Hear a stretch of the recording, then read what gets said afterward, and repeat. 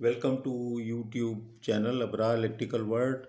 This is completely free YouTube channel और कोई भी हम ऐड वगैरह इस पे आप देखते नहीं होते हैं और ना ही कोई ऐसी मार्केटिंग का इरादा है।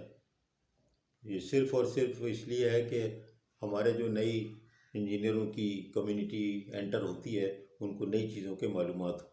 तो मैंने तकरीबन अभी 400 से भी ऊपर मेरी वीडियो लेक्चर हो चुके हैं जो मैं क्लासरूम टाइप भी हैं। और जैसे ये क्लासरूम टाइप इसको मैं कहता हूँ क्योंकि मैं इंटरेक्टिवली इसमें आपको डायग्राम खुद बना के समझाता हूँ। और कुछ जो पावर पॉइंट टाइप होते हैं जिसके अंदर पहले से सब लिखा हुआ होता है। आई प्रीफर बेसिकली कि जहाँ पर कि मैं खुद चीज़ों को बना दूँ तो वो उसमें अमेंडमेंट कर दूँ और उसके बाद उसके मुख्तलिफ वर्जन भी एक ही पेज पे आ जाते हैं, जबकि पावर पॉइंट में 8-10 स्लाइडों में कवर होता है और वो आगे पीछे करके देखना भी और सुनना भी मुश्किल होता है। तो ये मैंने इसको 3 हिस्सों में, कभी 2 हिस्सों में डिवाइड कर देता हूँ। स्क्रीन को ये देखें, इस तरह डिवीज़न हुआ हुआ है ताकि आप लोग उसी तरतीब से देखें। इस तरह से पूरे स्क्रीन को देखना मुश्किल हो जाता है बाद औक़ात। नाम क्या है आज का है thyristor control series compensator TCSC। अब देखिए, मैं आपको इसीलिए एब्रीवेशन पे शुरू से नहीं ले जा रहा था कि देखिए अब ये TCSC तो इससे क्या, थायरिस्टर कंट्रोल सीरीज कैपेसिटर भी तो बन गया ना। तो वो उसमें फिर ये कहाँ से आ गया ये वाला पार्ट। तो इसमें जब ये वाला पार्ट भी आ गया तो ये इसका नाम देखें लिखा हुआ है कंपनसेटर कह दिया। हालांकि देखें तो ये वो कैपेसिटर तो है ना। तो इसलिए मैं एब्रीविएशन पे जो नहीं जा रहा हूँ और एब्रीविएशन आप लोगों को भी कहता हूँ कि एब्रीविएशन पे ना जाओ। तो उसका मेरा मतलब मेरा यही होता है कि भाई वो जो है ना, आपको इसमें प्रॉब्लम हो जाएगा किसी स्टेज पे, क्योंकि वो आप देखेंगे कि तो ये मत रटें TCSC। आप पूरे पूरे नाम की प्रिंसिपल के साथ डायग्राम के साथ एक अपने जहन में इमेज क्रिएट करें और एक ही जब एक दो इमेज जब बन जाएगी तो देखें सारी सिमिलर है। आप वार वाला देख लें, ठीक है, SVC, सेटकॉम, TCR, TCS, मतलब जो कुछ भी होगा आप देखेंगे कि वो सारे के सारे फिर आपको खुद ब खुद याद हो जाएंगे। क्योंकि आप ये जो नॉमेनक्लेचर पे जाएंगे ना तो मुख्तलिफ वीडियो साइट पे वीडियो लेक्चर में आप देखें डिफरेंट तरह से क्लासीफाई किया हुआ था, डिफरेंट एब्रीविएशन करे हुए होते हैं। तो जो चीज़ है वो समझने की यही है कि आप इसको डायग्राम और ये इसको पूरे नाम के याद रखें और पूरे नाम से खुद ब खुद एब्रीविएशन रफ्ता रफ्ता ज़हन नशीन हो जाएंगे। अभी देखें ये इसका नाम जो है TCSC thyristor control series compensation. मैंने आपको बताया जब ये एस यहाँ आखिर में आता है ये सीरीज का होता है। शंट वाले में कोई एस नहीं होता। अगर कोई एस नहीं लगा ना, जैसे कि TCR, तो आप समझ जाए थायरिस्टर कंट्रोल रिएक्टर ये शंट हो गया, ठीक है ना। तो अगर वो वहाँ पर एस आता है ना तो वो या तो शुरू में आ जाएगा टी के साथ, तो स्विच्ड के लिए होगा TSC, थायरिस्टर स्विच्ड कैपेसिटर। अब ये क्या है, शंट वाला हुआ। जो दूसरा एस आता है आखिर वाले से ज़रा पहले, आमतौर पे पहले वाला, तो वो होता है सीरीज़ के लिए। शंट में कहीं पर भी आपको जो है एंड में यहाँ पर एस नज़र नहीं आएगा। तो इस तरीके की मैंने तरकीब जो अपने लिए मैंने याद करने को याद रखी है वो तरकीब मैं आप लोगों को बताता हूँ कि ये चीज़ों से आप करेंगे तो याद रहेगा कि शंट वालों में सीरीज़ का लफ्ज़ आता ही नहीं है एंड में। शुरू में टी के साथ आएगा ना तो हमेशा स्विच होगा वो, कभी ऐसा नहीं thyristor series thyristor shunt, no. Thyristors तो वो स्विच ही होगा। थायरिस्टर सी तो थायरिस्टर कंट्रोल होगा, वो टी के बाद सी वाला कैपेसिटर नहीं होगा, ठीक है ना। एंड में जा करके वो हो सकता है कंपनसेटर, कैपेसिटर, रिएक्टर, जो कुछ है। और एंड से पहले अगर एस आ जाए सीरीज हो जाएगा, कुछ भी ना आएगा तो कैपेसिटर हो जाएगा। कैपेसिटर वालों के नाम देखें, शंट वालों के छोटे छोटे छोटे छोटे हैं। तो ये तरकीब से याद रख लें। अब ये जो है इसको देखें, इसमें क्या है, कैपेसिटर लगा हुआ है जो कि फिक्स है और जो इंडक्टर लगा हुआ है उसके साथ जो है ना थायरिस्टर स्विच लगा हुआ है। अब ये हम इलेक्ट्रिकल इंजीनियरिंग में आपको कह रहा हूँ ना कि पढ़ रहे हैं, एप्लीकेशन साइड पे रहेंगे हम, इसके ग्राफ भी हैं। तो छोटे मोटे कुछ तो मैं बना देता हूँ, थोड़ा सा बता दूंगा, लेकिन अगर वो भी नहीं याद रहेगा तो कोई बात नहीं है। अब आप इसको देखें, इसमें क्या है, सी जो है वो किसी चीज़ पर डिपेंड नहीं है। अगर ये नीचे वाला नहीं होता तो सी जो है ये फिक्स्ड सीरीज कैपेसिटर की तरह लगा हुआ है और जो लाइन का रिएक्टेंस है उसको ये कैंसिल कर देगा, एक्सी वोल्टेज इंप्रूव होगा। लेकिन ये हमारी टोटल रिक्वायरमेंट पूरी नहीं करता। क्यों? कि हमें एक फ्लेक्सिबिलिटी चाहिए, जिससे नाम आया flexible AC transmission system. Facts का फ्लेक्सिबिलिटी ये चाहिए कि यार अगर रात में जो है कैपेसिटर की ज़रूरत नहीं है तो ये लगा हुआ रहेगा तो क्या प्रॉब्लम है, तो मसला हो जाएगा ना। इसीलिए शंट कैपेसिटर लगा देते हैं, तो उनको आप भी कर देते हैं। सीरीज़ में लगा है तो आप भी नहीं कर सकते, अभी तो लाइन की सीरीज़ में लगा हुआ है ना। तो फिर इसको जब कंट्रोल हम किसी तरकीब से करेंगे तो फिर ये फ्लेक्सिबिलिटी पैदा हो गई। वहीं से ये फ्लेक्सिबल ट्रांसमिशन का लफ्ज़ निकल गया, flexibility in the rating of the पूरा कंपनसेशन डिवाइस, शंट हो या सीरीज हो। अब इस कैपेसिटर को फ्लेक्सिबल बनाने के लिए, यानी कि इसका एक्टिव पावर, इसका रिएक्टिव पावर जो है कैपेसिटी, वो कम और ज़्यादा हो जाए, उसके लिए क्या किया कि इसके साथ एक इंडक्टर के साथ स्विच लगा दिया। अब ये पूरा का पूरा हो गया ये वाला थायरिस्टर कंट्रोल सीरीज कंपनसेटर, इसका नाम। कैपेसिटर भी है, इंडक्टर भी है। अब इसको किस कैटेगरी में कहाँ लेके जाओगे आप? बहरहाल सीरीज की कैटेगरी में कवर करेंगे। शंट और सीरीज तो फिर भी डिस्टिंक्ट है। अच्छा, अब ये मैंने सब यहाँ लिख दिया हुआ है। देखिए ये इंडक्टेंस जो है ना, अब आप इसको समझिए, ये सब कुछ भी नहीं है नीचे। अब आप सीधी बात समझें, अगर मैं ये जो स्विच है इसको कोई ऐसी कंडीशन पैदा कर दूं कि ओपन हो जाए, स्विच ऑफ हो जाए ना, फर्क करो ये एक सीधा साधा ये स्विच ही लगा हुआ है, ये जैसे स्विच ही लगा हुआ है और इसको मैंने ऑफ रखा हुआ है, तो ये इंडक्टर तो सर्किट से निकल गया ना। जब इंडक्टर सर्किट से निकल गया तो फिर वो पूरा का पूरा कैपेसिटर जो था वो अप्लाई हो गया, वो जो था लाइन के इंडक्टेंस को कैंसिल करने लगेगा और वो आपका इम्प्रूवमेंट हो जाएगा वोल्टेज का। जैसे कि वोल्टेज अगर नीचे जा रहा था और वो आपका बहुत heavy reactive power industrial load दिन में था, तो आप इस स्विच को अगर ओपन कर दें, किसी भी तरकीब से करें, छोड़ दें भी, आप उसका वो समझ लें बस, खाली जिस्ट बिल्कुल। अब अगर मैं ये कहूँ कि नहीं ऐसा करो, ये स्विच को तुम ऑन रख दो, इस स्विच को ऑन कर दो, तो ये ऑन का सिंबल मैंने बना दिया। अब आप खुद सोचें कि जब मैं यहाँ पर इस चीज़ को ऑन कर दूंगा पूरे इस सर्किट को, तो ये सारा यहाँ से जब था ये पूरा करंट इस तरह से जो था ये जाना शुरू हो जाएगा, तो फिर इसकी जो है ना ये वैल्यू कम हो जाएगी, क्योंकि देखिए पैरेलल में ये इंडक्टेंस भी आ गया और ये भी आ गया। तो ये एक बिल्कुल सिंपल तरीके से आपको बता रहा हूँ कि ये एक शंट का जो प्रोविज़न है, अगर मैंने स्विच ऑन कर दिया तो आप देखें ना कि फिर ये दोनों पैरेलल में आ गए और ये यहाँ पर आपका काम हो गया।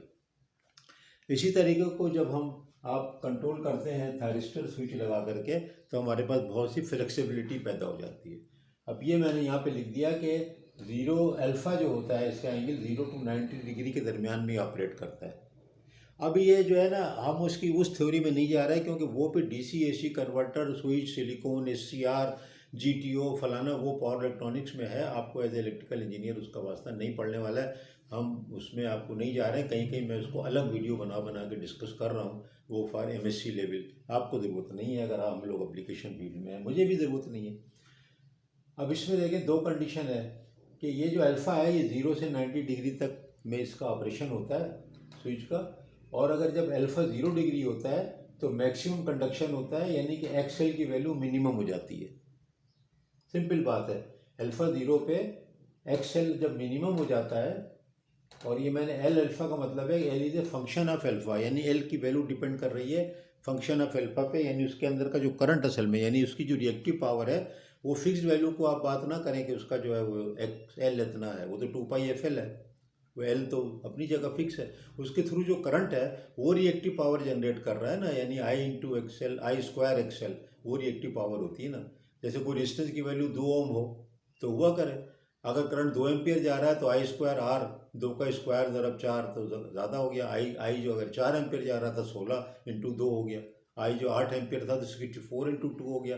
तो रेजिस्टेंस और एक्सियल की वैल्यू की बात नहीं हो रही है, करंट अगर उसके थ्रू कम और ज़्यादा करेंगे तो एक्टिव अगर रेजिस्टेंस है तो रेजिस्टिव करंट जो है वो लॉसेस बढ़ते हैं, और इंडक्टिव अगर है तो उसके अंदर आप जब उसकी करंट को कम ज़्यादा करते हैं तो फिर उसके बाद वो उसका रिएक्टिव पावर कम ज़्यादा होता है। तो ये वाली बात हो रही है यहाँ पे। और अल्फ़ा अगर 90 डिग्री पे हो जाए तो मिनिमम कंडक्शन होता है, क्योंकि एक्सेल अल्फ़ा पे एक्सेल मैक्सिमम हो जाता है, यानी इन्फिनिटी हो जाता है, इन्फिनिटी के करीब हो जाता है। अभी इसको आगे और डिस्कस करेंगे, समझें, करीब हो जाता है या मैक्सिमम हो जाता है, तो इसके थ्रू जो है मिनिमम करंट जाता है। तो इसका मतलब हुआ कि जब इसके थ्रू करंट कम और ज़्यादा कर सकेंगे तो कैपेसिटेंस के थ्रू भी तो फ़र्क पड़ जाएगा ना। कभी यहाँ से करंट जा रहा होगा, कभी नहीं जा रहा होगा, ये ओपन हो गया, सारा करंट वहीं से जा रहा होगा। ये जो था इन्फिनिटी अगर हो गया तो यहाँ पर तो करंट जो जाएगा ही नहीं, सारा करंट यहाँ से जाएगा। ये अगर ज़ीरो हो गया, ऑन हो गया, सारा करंट यहाँ से, बल्कि काफ़ी से ज़्यादा करंट बहुत ज़्यादा यहाँ से जाने लगेगा, तो कैपेसिटेंस का जो इंडक्टेंस का जो है वो कम हो गया। वो फार्मूला मैंने यहाँ लिख दिया है कि जो टोटल इसका रिएक्टेंस पैरेलल का होता है वो XC XL TC SC, मैंने इसके साथ अल्फ़ा फंक्शन अल्फ़ा ये वेरी कर रहा है, और ये दोनों का जो यहाँ पर ये डिफरेंस है। ये पैरेलल अगर मैं हो कोई इंडक्टेंस, कोई दो दो कोई भी दो किस्म के एक्सेल हो या सी हो या आर हो, कोई भी हो पैरेलल में हो, तो फार्मूला ये होता है ना रिजल्टेंट का। तो ये मैंने अलग से यहाँ लिख दिया फॉर रेफरेंस। आपको तो पूरा ही नज़र आएगा स्क्रीन, तो आप उसको पूरा ही स्क्रीन शॉट भी ले सकते हैं और पूरे को देख सकते हैं। इसका मतलब ये होगा कि हम वेरी तो कर रहे हैं एल की वैल्यू का मतलब फिर समझ लेना कि रिएक्टेंस तो वही रहता है 2πfl, फ्रीक्वेंसी तो चेंज नहीं कर रहे। लेकिन उसके अंदर जो ये 2πfl है, अगर इसकी थ्योरी में फर्दर जाएंगे तो ये एल असल में जो डिपेंड कर रहा है वो इंडक्टेंस जो डिपेंड कर रहा है वो तो करंट के ऊपर कर रहा है ना। इसका मतलब ही करंट डिपेंडेंट होते हैं ये जो रिएक्टेंस और कैपेसिटेंस होते हैं, इस तरह के ऊपर करंट डिपेंडेंट हो गया ना ये।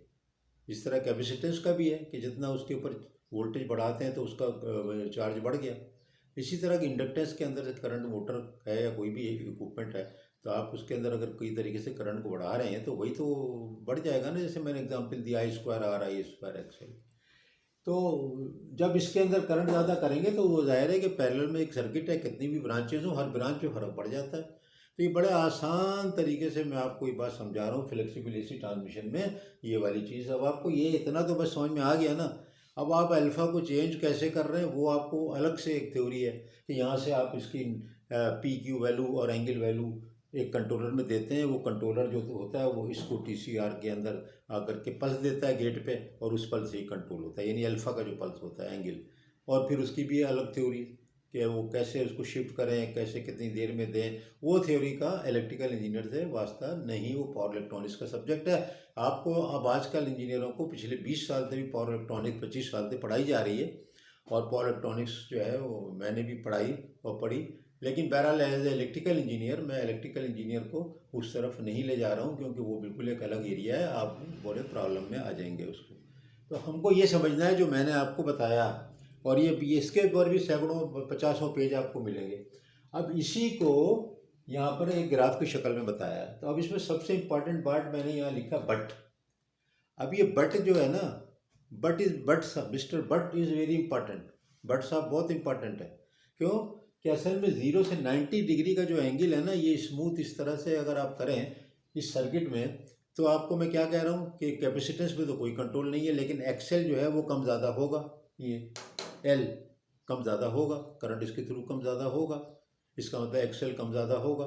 तो ऐसी भी तो एक कंडीशन आ सकती है जहाँ पर एक्सेल और एक्सी बराबर हो जाए। वो क्या होती है? रेजोनेंस की।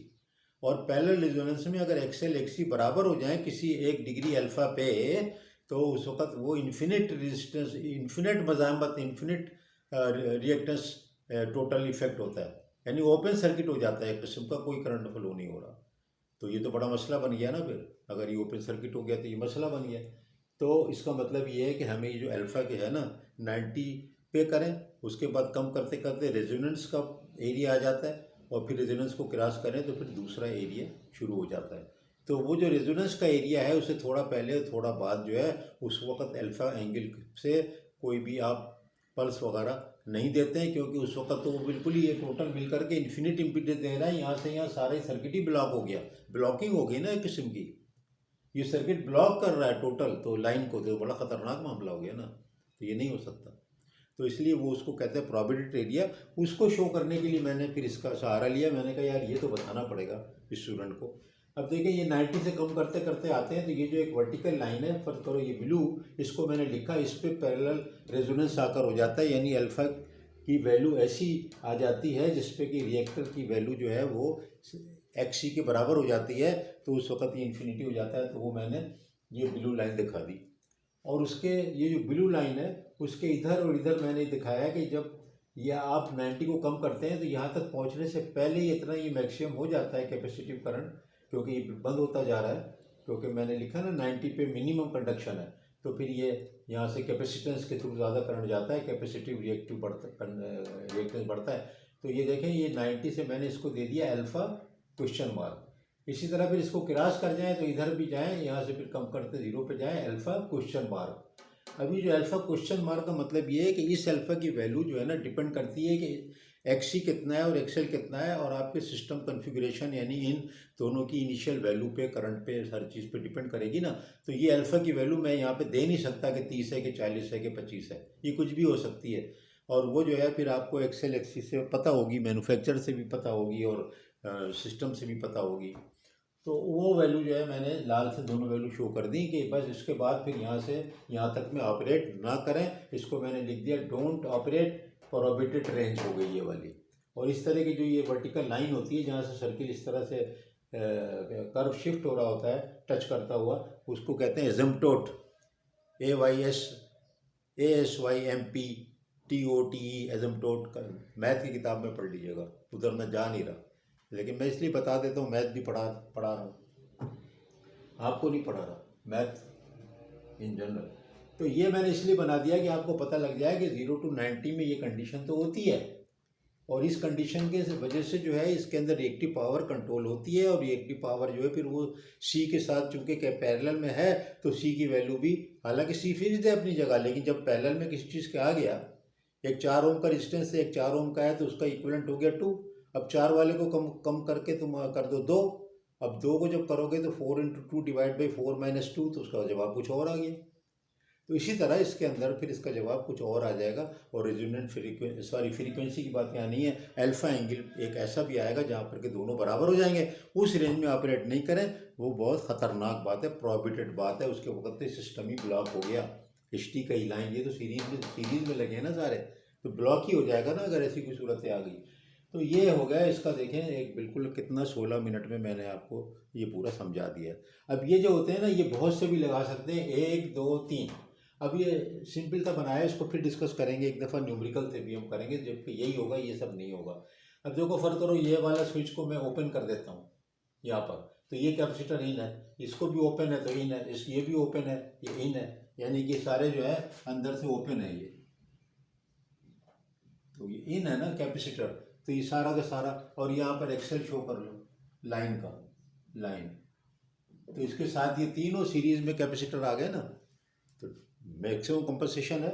लेकिन फ़र्क करो कि मैं ऐसा करता हूँ कि मैं यहाँ पर ये वाला स्विच को ऑन कर देता हूँ, यहाँ इस थायरिस्टर वाला स्विच जो है ये ऑन है, ये ऑन हो गया। तो और इसको ऑन भी ऐसा कर दिया कि ये मैंने इस पर कर दिया 0 डिग्री पे, इसको पल्स दे दिया, और ये ऐसा ऑन हो गया कि ये बिल्कुल मिनिमम हो गया, मैक्सिमम कंडक्शन यहाँ से होने लगा। तो ये तो जब मैक्सिमम कंडीशन को समझ लेंगे, सारा ही यहाँ से अगर जाने लगा, तो इस कैपेसिटेंस की वैल्यू तो ख़त्म हो गई ना, तो यानी कि ये बाईपास हो गया। तो ये जो है ये 2 इफेक्टिव हो गए। इस तरह इसको बाईपास करना है तो इसको भी आपने एंगल अल्फ़ा 0 कर दिया, ये भी बाईपास हो गया। तो इस तरह देखो कैसा अच्छे तरीके से कंट्रोल हो रहा है। और ये स्टेप में 3 4 5 6 जितने चाहे भी आप लगा सकते हैं, सीरीज कंपनसेशन एंड पे ही लगता है, किसी भी ग्रिड पे आप लगाएं। तो ये इस तरह स्टेप्स में देखें आप इसको कंट्रोल कर सकते हैं, स्टेप में भी कर सकते हैं, और फिर ये इंडिविजुअली तो कर ही रहे हैं।